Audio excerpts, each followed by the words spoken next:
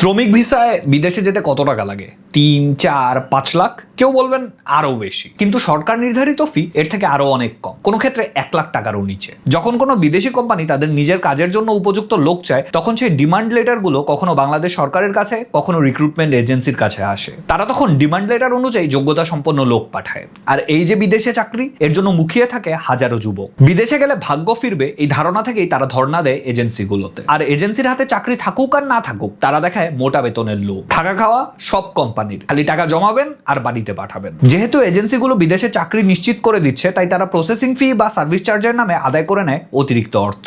বেশিরভাগ মানুষই জানেন না সরকার নির্ধারিত খরচ আসলে কত। তাই অনেকেই ঋণ নিয়ে কিস্তির টাকা তুলে এজেন্সিতে দিয়ে আসেন একটা আলোকিত ভবিষ্যতের আশায়। তারপর কাউকে বহুদিন অপেক্ষা করতে হয়, কেউ কিছুদিন পরেই পাড়ি জমান বিদেশে। সেখানে পৌঁছানোর পর শুরু হয় আসল বাস্তবতা। অনেক ক্ষেত্রে প্রতিশ্রুত চাকরি থাকে না, বেতন কমে যায়, কাজের ধরনই বদলে যায়, অনেকে আবার চাকরিও পান না। তখন দেশে ফিরে অভিযোগ করা ছাড়া আর কোনো উপায় থাকে না। এর পেছনে কারণ হলো, যারা চাকরি প্রার্থী আছেন তারা নিজের কাজ অর্থাৎ কনস্ট্রাকশন, টেকনিক্যাল কাজ বা ক্লিনিং এ দক্ষ হলেও কাগজে ঠিক কি লেখা আছে সেটা না পড়েই আগ্রহী হয়ে ওঠে। অনেক কাগজ ইংরেজিতে থাকে বলে ভরসা করতে হয় এজেন্টের উপর।